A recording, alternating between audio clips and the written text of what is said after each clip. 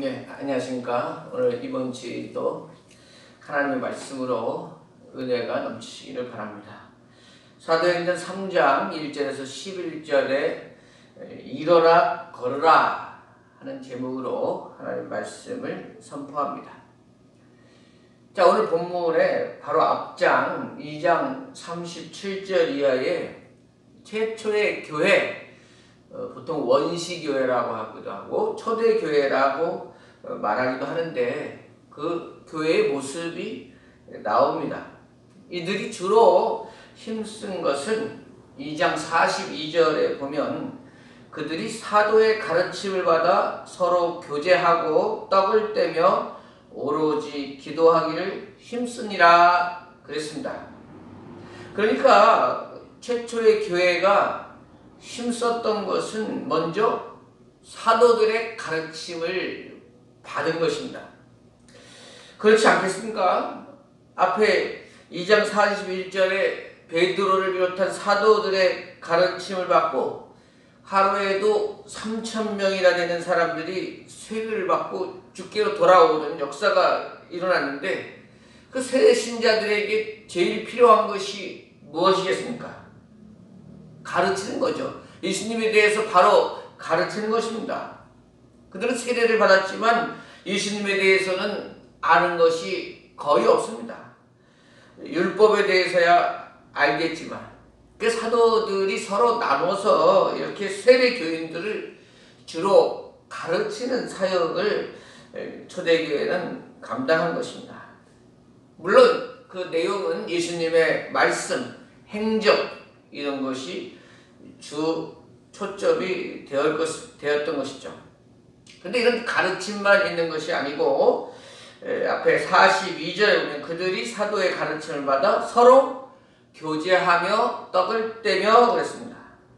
성도의 교제가 있었고 떡을 떼는 것이 있었다고 말씀합니다. 교제는 함께 식사를 하는 식탁 공동체를 가리키는 것이고 여기서 떡을 떼며 할 때에 떡은 성만찬을 함께 참여하는 것을 의미하는 것입니다.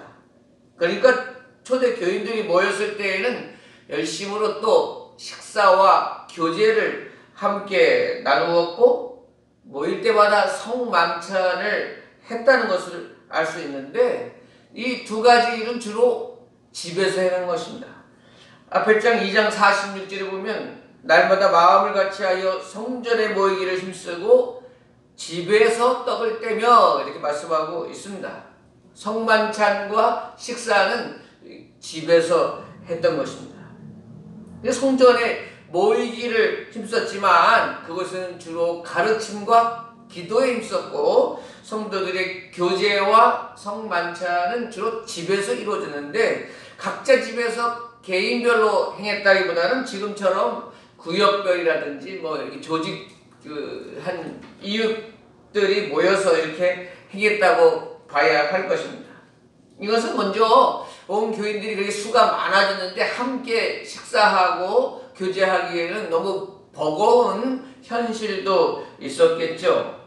충분히 교제가 이루어지지 못하죠. 그러니까 소규모로 이제 친교하는 일이 있었지만 또 이 성만찬을 교회가 상당히 소중하고 귀하게 여겼다는 것을 우리 기억해야 됩니다.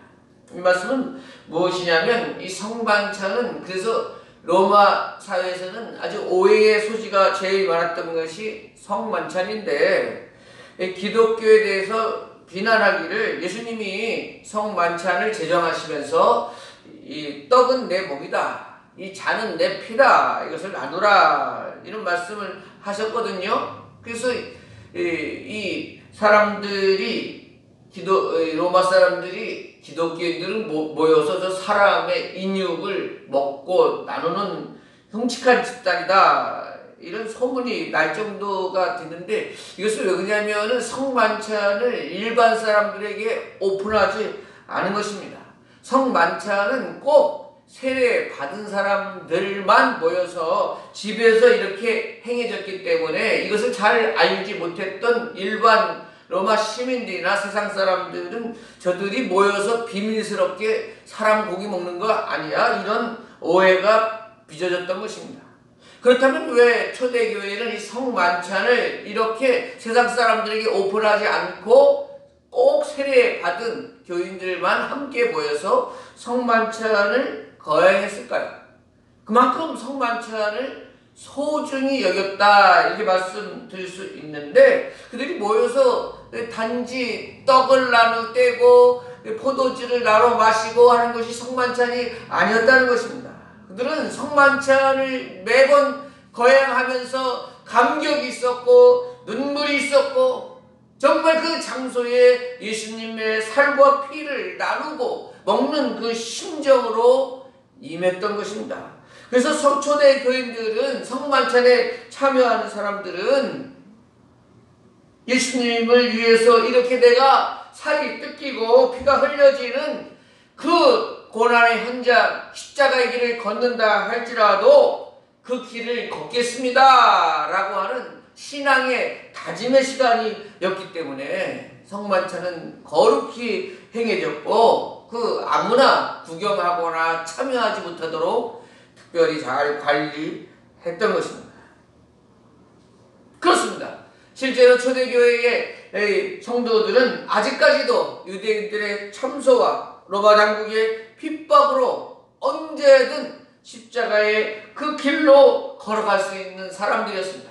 당시에 예수 그리스도의 이름으로 세례를 받는다는 것은 언제 어떻게 끌려가서 십자가의 길을 걷게 될지 모른다는 사실입니다. 그것을 각오해야 되는 길이었던 것입니다. 그래서 그때 성만찬에 참여했던 바로 이 성도들은 예수님의 살과 피를 먹고 마시고 하면서 새로운 용기와 담대함을 얻는 시간이었다 하는 것이죠.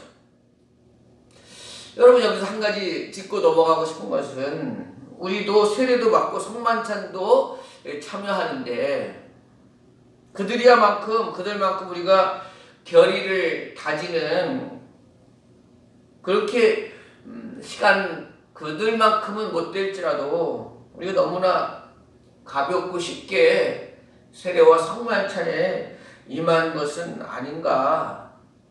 성만찬도 특별히 가볍게 아무 생각 없이 임하면 사도 바울은 도리어 복이 아니고 화가 된다고 말씀했는데 말이죠. 다시 한번 우리 마음 자세를 성만찬 참여해서 다시 한번 가다듬어야 될 줄로 믿습니다. 20여 년 전에 군포교회 제가 심호할 때 외국인 근로자들이 교회에 신앙을 하게 되고 함께 이제 예배드리고 그 외국인 근로자들만 모아서 이렇게 외국인 교회도 운영하고 했어요.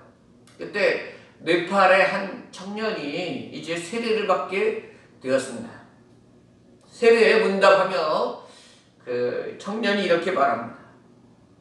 제가 기독교 세례를 받으면 이제 더 이상 자기 네팔의 고향 땅, 고향 집에는 갈 수 없다는 것을 의미합니다. 제가 기독교 세례를 받고 만일 고향집에 들린다면 동네 사람들이 부정 타는 사람이 왔다고 해서 자기뿐만 아니라 자기 가족들도 살고 있는 그 터전을 떠나게 됩니다. 핍박 때문에 살 수가 없지요.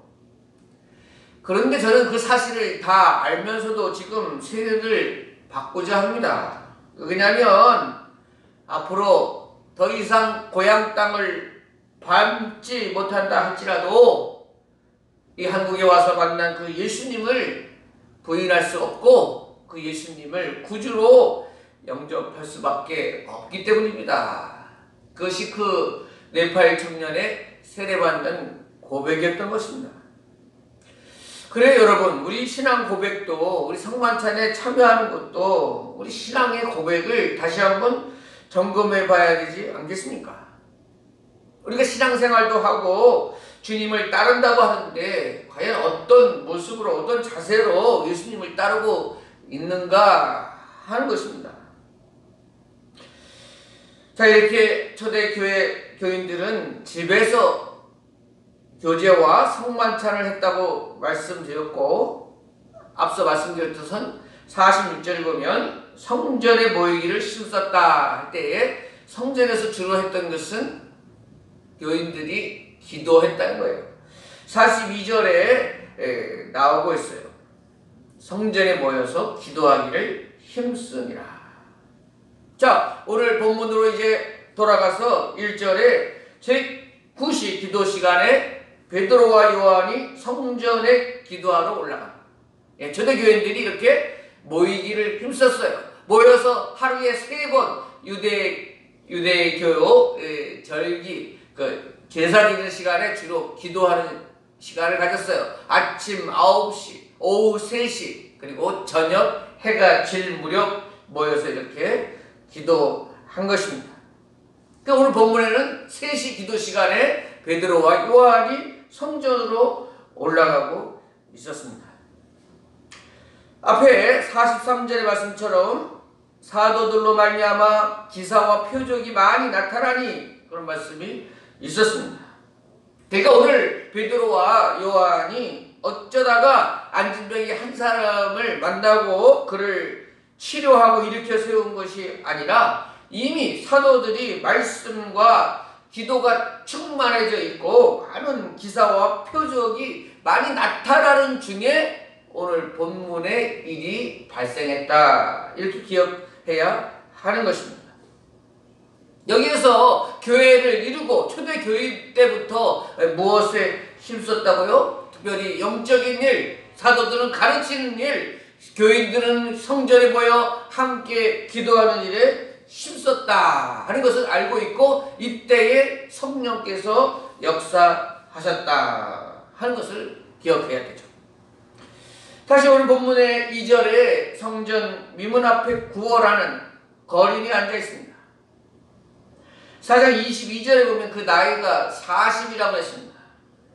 평생을 걸어보지 못한 나면서부터 안진뱅이 장애인이라고 말씀합니다. 그런 날마다 사람들에 의해서 이곳 미문 앞에 옮겨져 놓습니다. 장애가 있었기 때문에 자기가 이곳까지 이동할 수 없습니다. 사람들이 그를 이곳에 놓아둔 이유는 단 하나, 구걸하는 것입니다. 앵벌이 하는 것입니다. 성전에 들고 나는 사람들 중에 모르는 사람이 하나도 없을 정도로 유명한 사람이 되었습니다. 왜 성전 미문 앞에 이 사람을 놓였을까요? 성전에 여러 문이 있는데 미문이라고 해서 가장 아름다운 문이라고 소문이 났습니다. 그러다 보니까 제일 많은 사람들이 들락날락 하는 것이 미문이 됐습니다. 그렇기 때문에 사람들이 제일 많이 은집하는 것이기 때문에 이 거름뱅이가 안진뱅이가 이곳에 놓여지게 된 거예요. 드나드는 사람들에게 이 사람은 소리칩니다. 한 분 주십시오, 한 분 주십시오. 소리치는 사람입니다. 자, 오늘 베드로와 요한이 성전으로 들어갈 때 이 소리를 들었습니다. 4절에 베드로가 이 소리에 거지에게 주목하고 그리고 나서 첫 마디가 우리를 보라. 우리를 보라. 자, 안진뱅이가 사람들 얼굴을 보지 않고요. 그 발걸음만 보고 그냥 소리만 질러댔던 것입니다. 사람들 얼굴 볼 필요 없습니다. 누군지 상관없습니다. 동전 던져주는 거에만 관심이 있기 때문에 그렇습니다. 베드로와 요한은 이 거린에게 우리를 보라. 그때에 이 5절에 그들에게서 무엇을 얻을까 하여 바라보고는 말이 지려라고지?